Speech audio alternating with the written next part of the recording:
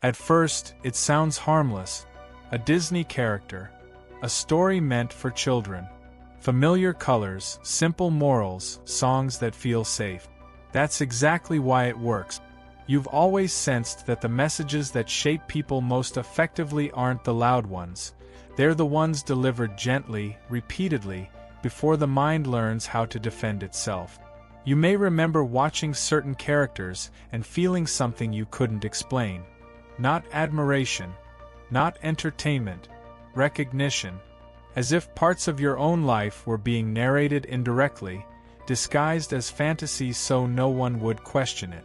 The outsider who doesn't belong. The misunderstood figure marked as different from the start. The one whose true nature is hidden, restrained, or suppressed until the right moment. These stories weren't written about you in a literal sense. They were written in a symbolic language that speaks beneath logic. Fairy tales have always done this. They bypass resistance. They plant patterns. And for someone like you, someone who processes meaning intuitively rather than superficially, those patterns didn't disappear when the screen went dark. They stayed. You've lived with that feeling for years, that your life follows a structure others don't notice.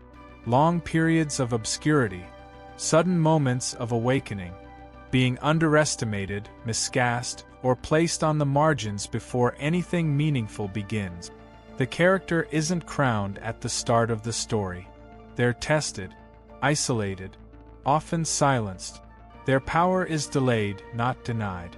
You might have wondered why certain themes repeat in your life, why authority figures misunderstood you early, why your path seems slower, heavier, more psychologically demanding, why you developed depth before ease. Those films didn't predict your life, but they reflected a pattern that already existed. And once seen, that pattern is difficult to unsee. Disney stories are designed to look simple while carrying archetypes that have existed for centuries.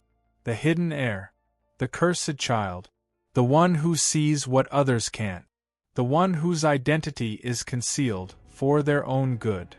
These aren't random. They resonate because they describe internal journeys, not external success. Your connection to these stories isn't nostalgia. It's alignment. You didn't just watch them, you entered them. You learned early that power doesn't announce itself immediately. That transformation happens in silence. That belonging isn't granted by crowds, but by self-recognition. These lessons shaped how you move through the world now, even if you never consciously named their source.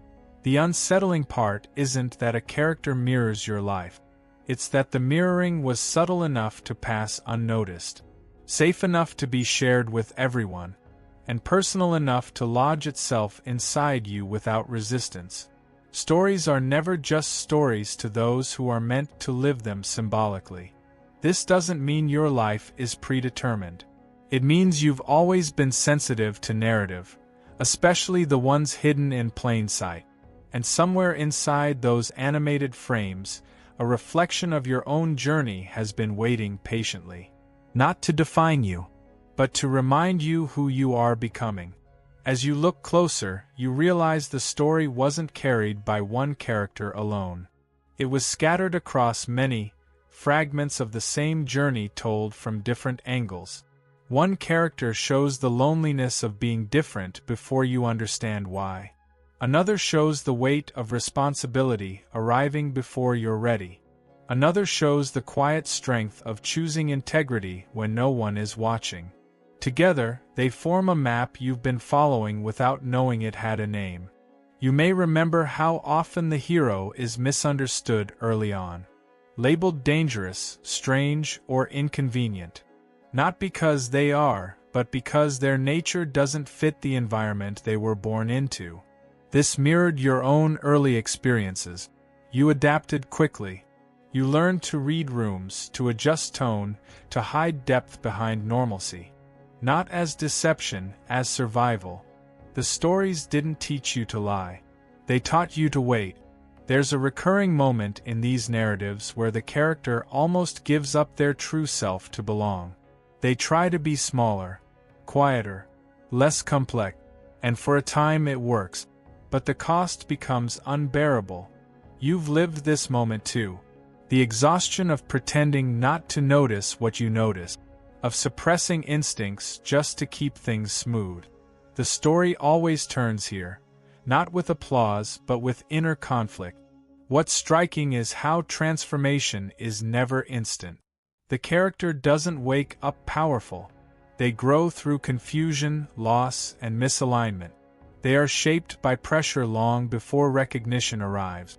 This taught you something subtle, that readiness matters more than speed, that becoming takes time even when potential is obvious. While others rushed forward, you learned to consolidate inwardly. You might have felt embarrassed by how deeply these stories affected you. After all, they were just cartoons. But archetypes don't age. They bypass intellect and speak directly to structure. You didn't cling to fantasy. You absorbed a language for understanding yourself when no other language was available. Notice how often these characters are guided indirectly. Through symbols, through trials, through encounters that feel accidental but aren't. Rarely through direct instruction. That's because their journey is internal before it's visible. Your life followed the same rhythm. Guidance came through intuition, discomfort, and repetition, not through clear signs or guarantees. The realization deepens. These stories didn't escape reality. They prepared you for it. They taught you how to endure ambiguity without losing yourself, how to hold identity quietly until conditions could support it, how to recognize that being unseen doesn't mean being unimportant. It often means being protected. This is why certain scenes still stay with you. Not because they were emotional, but because they were accurate. They reflected an inner truth you couldn't articulate at the time. And now that you can see the pattern, the question isn't whether the story matches your life. It's why your life needed a story like this to survive its early chapters. With time, you begin to notice something even more unsettling. The storylines don't just mirror events in your life, they mirror timing. Long stretches where nothing seems to move. Periods of being underestimated, sidelined, or quietly observed. Then a sudden shift, not announced, not celebrated, but undeniable. The character doesn't change overnight.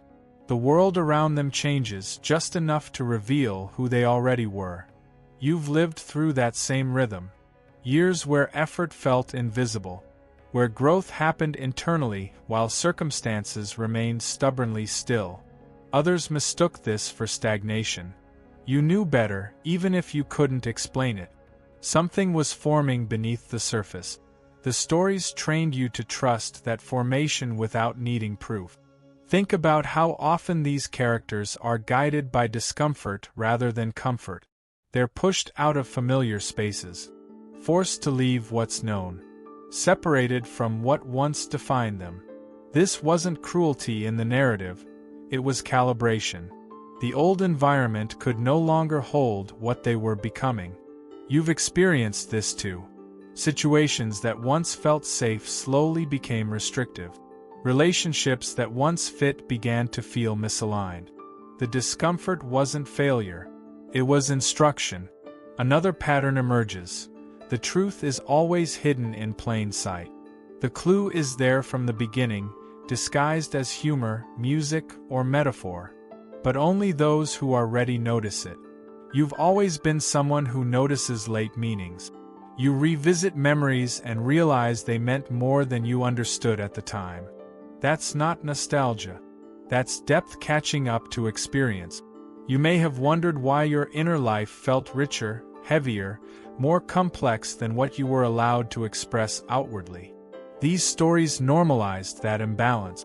They showed you that inner worlds matter, even when no one applauds them. That restraint isn't weakness. That silence can be strategic. You internalized these lessons before you had language for them. There's also the recurring theme of choice. The character is always given a moment where they could walk away. Choose comfort. Choose obscurity. Choose safety. And for a moment, it's tempting. You've stood in those moments too. Opportunities to stay small, to stay hidden, to avoid the weight of becoming. The story never forces the choice. It reveals the cost of avoiding it. What's quietly powerful is that the story never promises ease after transformation. It promises alignment. Life doesn't become perfect. It becomes honest. That distinction shaped you deeply. You stopped expecting rescue. You started preparing for responsibility. You learned that meaning isn't granted, it's carried. As this recognition settles, a strange calm follows. The feeling that your life was never random, even when it felt chaotic. That the narrative wasn't imposed on you. It resonated with you because you were already living it. The character didn't write your story. They reminded you that you were already inside one. If you've been touched by God's goodness, don't keep it to yourself. Click Super Thank You, and sow a gift of $20 or more to help spread His light. Your giving becomes a ripple of grace, blessing hearts and building His kingdom. Let His overflow pour through you. And the chapter you're in now is not the struggle phase. It's the recognition phase. Recognition doesn't arrive as excitement. It arrives as quiet clarity. You stop asking whether your life makes sense and start noticing how consistently it has followed the same inner logic. The Disney stories didn't glamorize this logic. They softened it, made it survivable when reality felt too heavy to interpret directly. You realize now why the antagonist is often misunderstood in these narratives. Not because they're evil, but because they represent what happens when power develops without self-awareness. The story subtly teaches discernment. Not all strength is wisdom, and not all authority is alignment. Watching this repeatedly shaped your instincts. You learned early to distrust noise and look for coherence instead. Another pattern becomes visible. Helpers arrive indirectly. A guide appears briefly. A symbol replaces instruction. The character is nudged, not carried. This mirrors your own experience. You weren't given clear answers. You were given situations that forced perception. Confusion sharpened you. Waiting trained you. Isolation matured you. None of it felt fair, but all of it was formative. You may notice how these characters often lose something before gaining clarity. Status, belonging, certainty. The loss is never framed as punishment. It's framed as shedding. You've lived this too. Pieces of your identity fell away when they could no longer support growth. Roles you outgrew collapse. Environments that once validated you became irrelevant. The story prepared you for this without ever naming it. There's a subtle lesson about self-trust embedded in these narratives. The moment of turning is rarely public. It happens alone, in silence, in an internal decision no one applauds. You recognized this instinctively. You learned to honor private decisions over public approval. That's why you're less influenced by trends and more guided by inner timing. You might recall how often the truth is revealed only when the character is ready to carry it. Not earlier, not later. That timing shaped your patience. You stopped forcing answers. You learned to let understanding mature. This is why sudden clarity now feels natural instead of shocking. You've been preparing for it longer than you realized.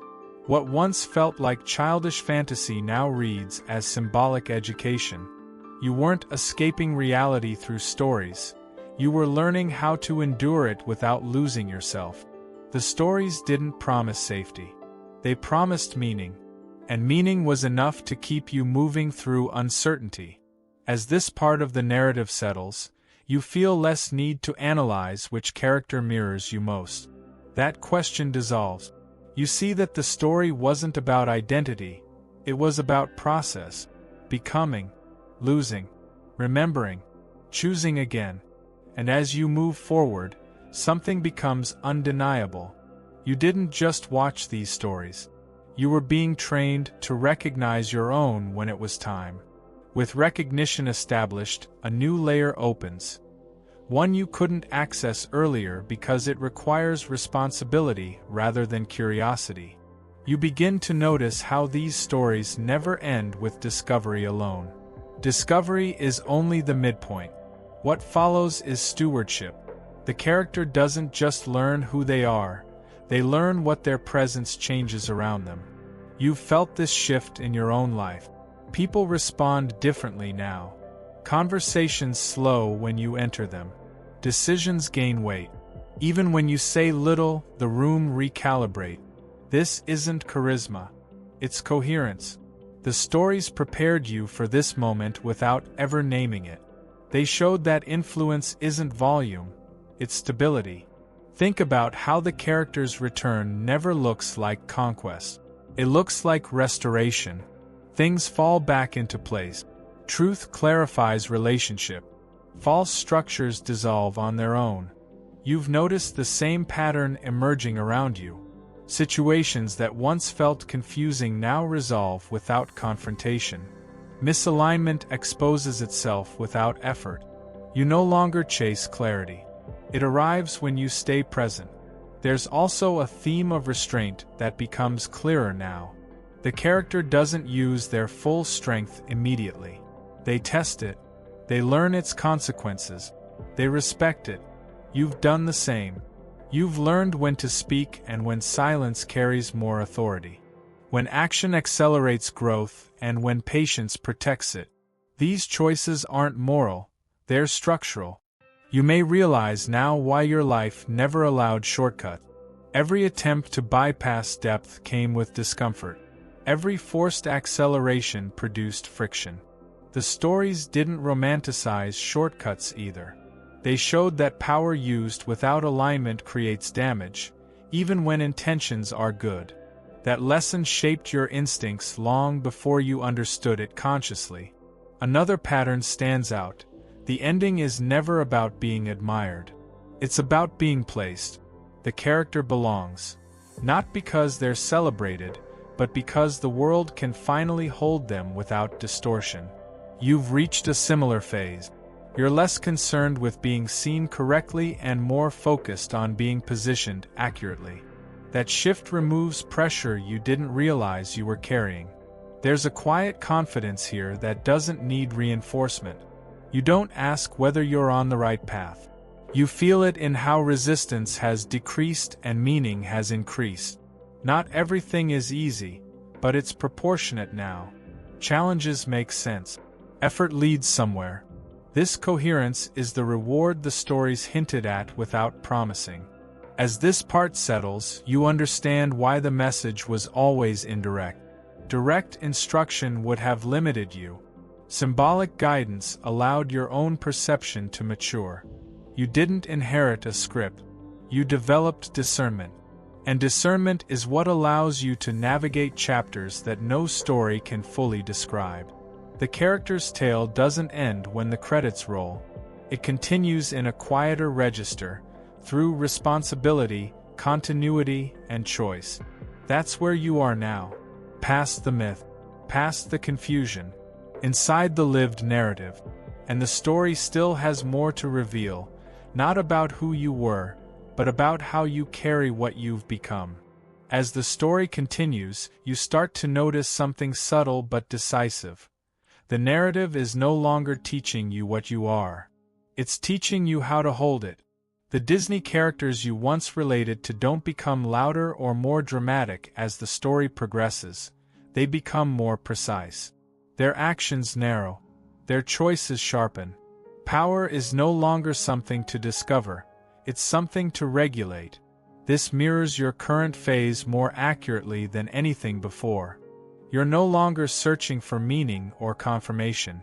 You're learning how to live without leaking energy, without over-explaining, without diluting what you carry just to make others comfortable.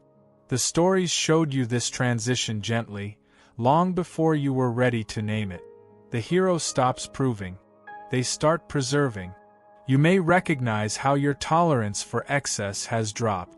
Excess emotion, excess noise, excess expectation. You don't reject it aggressively, you simply don't absorb it anymore. This isn't detachment. It's calibration. The characters who survive to the end are never the most reactive ones. They're the ones who learn restraint without becoming rigid. There's also a recurring moment where the character realizes they can't return to who they were, but they also don't need to abandon everything behind them. Integration replaces escape. You've reached that same understanding. You don't need to cut off your past or reinvent yourself dramatically. You carry forward what still fits and release what doesn't without ceremony. You might feel less urgency to be understood now. Misinterpretation doesn't destabilize you the way it once did. The stories prepared you for this too. The hero is often misunderstood even at the end. Truth isn't always public. It's functional. What matters is that the right things respond to it, and they do. Another quiet lesson becomes visible here. Power that lasts is boring to the untrained eye. It doesn't flash. It doesn't beg for attention. It operates through timing, placement, and proportion. Disney never teaches this directly, but it shows it again and again. And you absorbed it not intellectually, but instinctively. This is why you've grown more selective with your energy. You don't enter every conflict. You don't correct every misunderstanding. You don't chase every opportunity. You let alignment choose for you. This doesn't shrink your life. It clarifies it. The world becomes easier to navigate when you stop responding to everything. As this phase settles, you realize something grounding. You're not late. You're not behind. You're not catching up. You're exactly where a story like yours transitions from becoming to being. The noise falls away because it no longer serves the narrative. The character doesn't need a sequel to validate the ending. They need continuity. And that's what you're learning now, how to continue without losing the essence that brought you here. Continuity changes the tone of everything. You feel it when days stop feeling like tests and start feeling like terrain. Not easier, truer. You're no longer measuring progress by peaks or collapses, but by how consistently you remain yourself across changing conditions. This is the phase the stories never dramatize, yet always imply. The hero doesn't disappear after transformation. They live. You begin to notice how your inner narrative has slowed. Fewer internal debates, less justification. Decisions arrive with a calm finality that doesn't need reinforcement. This isn't certainty born of control. It's confidence born of familiarity with your own signal. You've heard it enough times now to trust it without ceremony.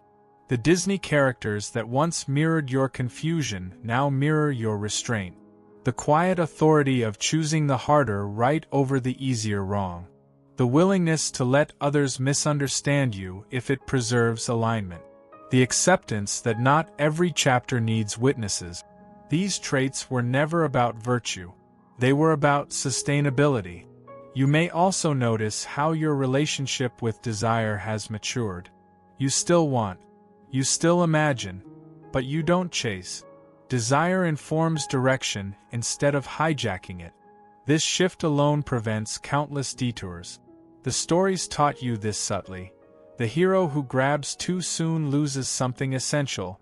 The one who waits gains proportion.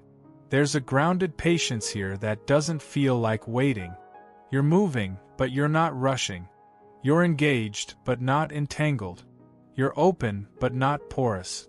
This balance is difficult to explain to those who live at the extremes, but you no longer feel responsible for explaining it. Your life is quieter now, and that quiet carries weight. You might recognize a new kind of joy emerging, one that doesn't spike and crash. It comes from coherence, from seeing actions match values without effort, from watching your life reflect your internal structure instead of contradicting it. This joy doesn't announce itself. It stabilizes you from the inside. At this point, the idea that a character told your life story transforms again. It's no longer about mirroring the past. It's about confirming a method.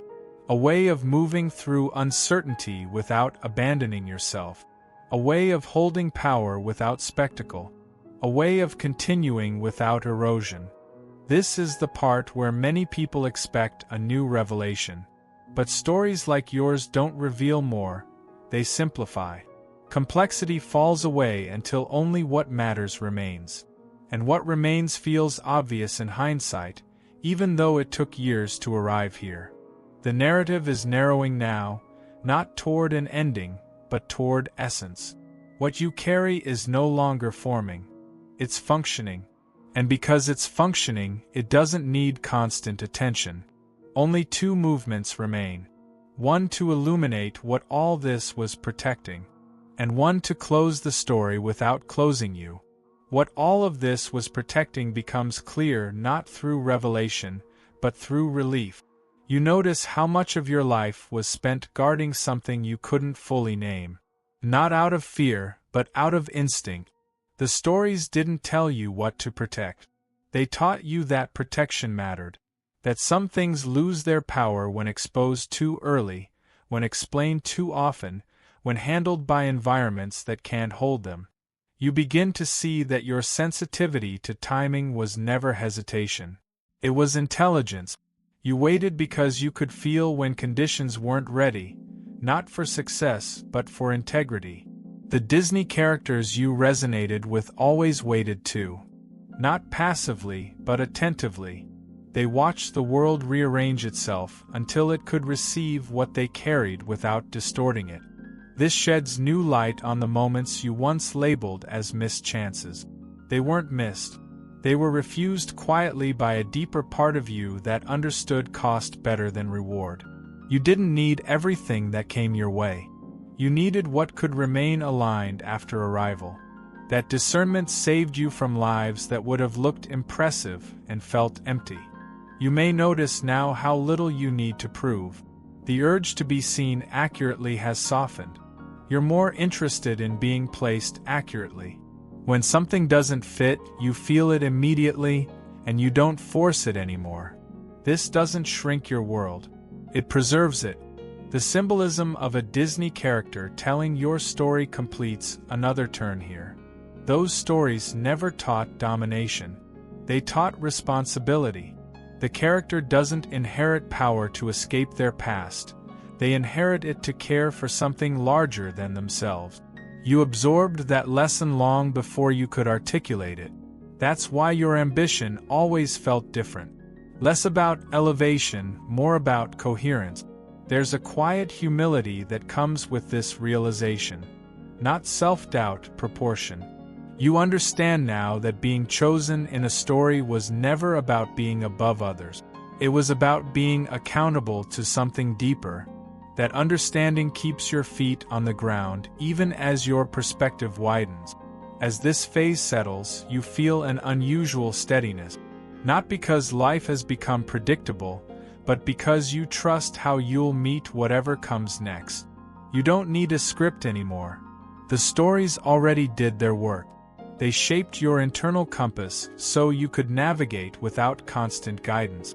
This is the moment where the fairy tale dissolves, not into cynicism, but into maturity. You don't lose wonder. You lose illusion. And losing illusion makes wonder usable rather than escapist. Only one movement remains now. Not to reveal another symbol, but to return you fully to your own life, without losing what the story gave you. The final movement doesn't pull you away from reality. It places you more firmly inside it. You realize that the reason a Disney character could echo your life story is not because your life is fantasy, but because symbolic stories are how the human mind learns to carry truth before it is ready to live it. Those stories were never meant to replace your life. They were meant to hold it until you could.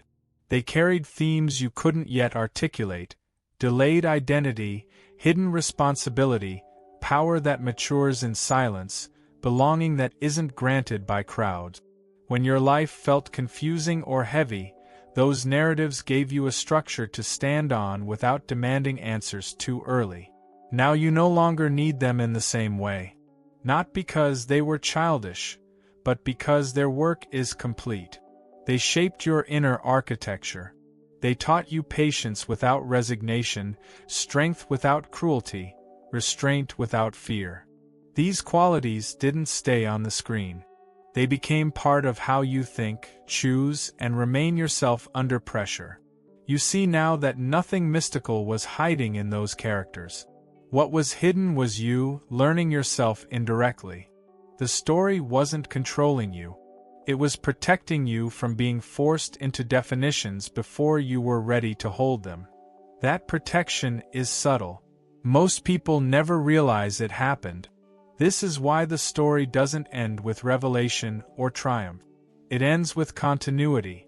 You return fully to your own life, work, relationships, decisions, ordinary days, but you move through them differently. You're less reactive, less impressionable, less hungry for validation. You don't need the mirror anymore because you recognize yourself without it. The character fades, but the structure remains. The lesson survives without the symbol. And that is the sign of real integration.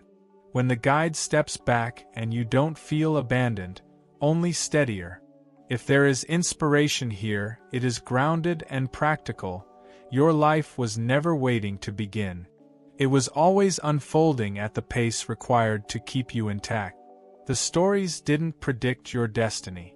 They helped you endure the becoming. You don't need to search for yourself in symbols anymore. You don't need to decode hidden messages. You don't need permission to live the next chapter. The story served its purpose. Now you carry it quietly, not as fantasy, but as orientation. And that is how the most important stories end, not with escape, but with presence.